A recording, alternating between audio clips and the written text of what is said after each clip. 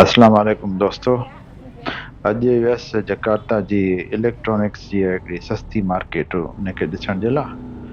सो उतां खां वरी पोइ टाइम काफ़ी बचियल हो त सोचियमि त वरी कोता तुआ हलियो वञा। कोता तुआ जेको आहे सो हिकिड़ो पुराणो जेको जकार्ता आहे उहो त उते थोरो पंधु त परे हो, पोइ वरी उते सवारी आहे रक्षा वारी सवारी जेका उहा खयमि। पाकिस्तान में बि रक्षा आहिनि, इंडिया में बि आहिनि, श्रीलंका में बि आहिनि रक्षा, हिते बि रक्षा आहिनि, थाईलैंड में बि आहिनि। थाईलैंड में टुक टुक चवंदा आहिनि, मलेशिया में कोन्हनि। सो वरी पोइ हिन रक्षा में चढ़ी ऐं थोरो ई पंधु हो, थोरे पंध जे लाइ सुठी सवारी आहे त उते हलियो वियुसि ऐं वाट ते वरी ॾिठमि त सफ़ा हुयो माहौल जहिड़ो कराची सदर वारो लॻो पियो आहे। सो उतां ते पहुतासीं कोता तुआ। कोता तुआ जेको आहे सो माना पुराणो शहर, मीनिंग पंहिंजी उहा ई थी थिए। कोता जो मतिलबु शहर ऐं तुआ मीन्स वॾो या पुराणो। सो ही आहे जो पुराणो शहर जेको आहे। असल में 1609 में जॾहिं ब्रिटेन जी डच ईस्ट इंडिया कंपनी जो बुनियादु विधो हो त हिनखे बटाविया जो नालो ॾिनो, बताविया। पोइ वरी हिनखे जकार्ता थी हलियो।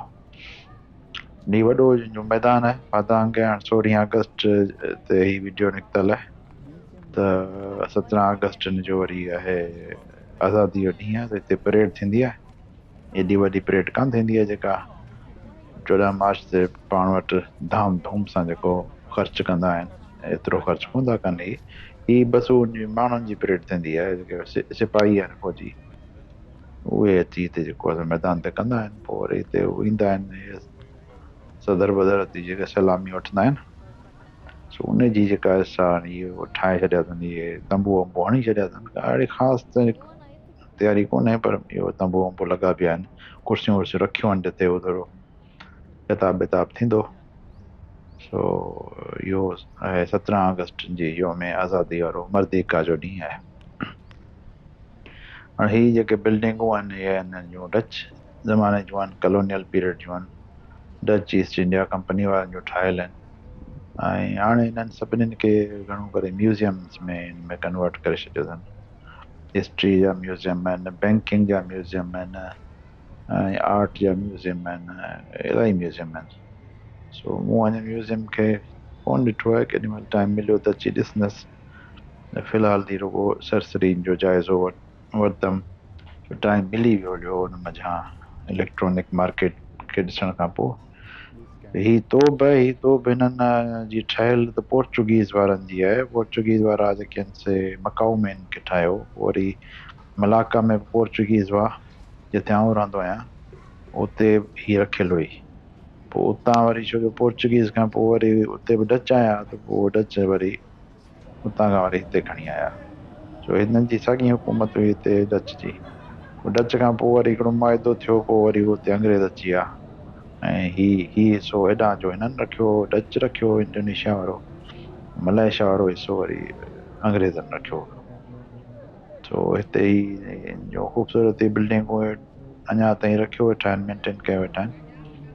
ऐं हिन में जेको आहे सो हाणे ही साॻियूं बिल्डिंगूं आहिनि न, डच हिते ठाहियूं त डच हुते बि ठाहियूं मलाका में। पोइ मलाका खे सरेंडर करे हिननि अंग्रेज़नि जे हवाले करे छॾियो जंग खां बचण जे लाइ। हू हिसो तव्हां रखो, ही असीं था रखूं। पोइ उते जेके बिल्डिंगूं आहिनि, बिल्डिंगूं त साॻियूं ई आहिनि, पर हुनजो रंग हुननि ॻाढ़ो करे छॾियो आहे।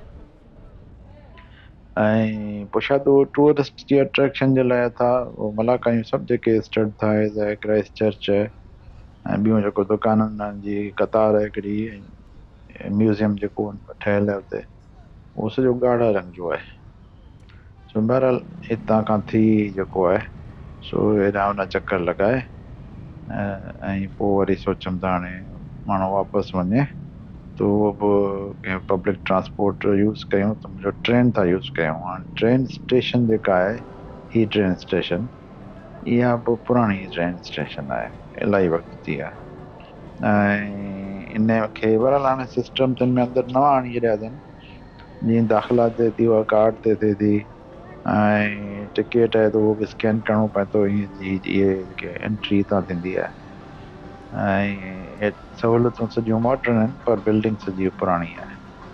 ऐं हीअ जेका ट्रेन आहे उहा LRT ट्रेन कान्हे, जेका लाइट रेल ट्रांज़िट जंहिंखे चवंदा आहिनि, उहा कान्हे। हीअ नॉर्मल जेका आहे पाण वटि आहे पाकिस्तान में आहे, इंडिया में पवंदी आहे, उहा ट्रेन आहे, पर आहे इलेक्ट्रिक ते, डीज़ल इंजन वग़ैरह जीअं हूंदो आहे उहो कान्हे, हीअ आहे इलेक्ट्रिक ते। ऐं अंदरि जेको आहे सो अंदरि बि हिन जी बोगियुनि खे बि जेको आहे काफ़ी माना सीटिंग खे मॉडिफाई थियल आहे। हीअ थोरो नओं नमूनो कयो अथनि, पासीरियूं सीटूं आहिनि, विच में हू झलण जी जॻह हूंदी आहे जिते माण्हू बीह बि सघे थो, AC वेसी सभई जेके आहिनि अंदरि हिन जा कोच जेके बि आहिनि उहे सभु AC वारा आहिनि। ऐं माइन जो अलॻि हूंदो आहे बोगी, ऐं मर्दनि जो ऐं माइन जो मिक्स, उहो बाक़ी सभु मिक्स हूंदा आहिनि, पर हिकिड़ो बि हूंदो आहे ख़ासि रुगो माइन जे लाइ। सो ही तमामु सुठे नमूने मेंटेन कयल आहे। कोता जकार्ता नाले सां ई आहे स्टेशन। कोता शहर खे चवंदा आहिनि। हाणे इहो ॾिसो बिल्कुलु ॾाढो सफ़ाई सुथरा इहो सुठो ख़्यालु कनि था। अंदरि ट्रेन साफ़ सुथरी, स्टाफ जेको आहे सो एक्टिव, ऐं एयर कंडीशन माहौल लॻो पियो आहे।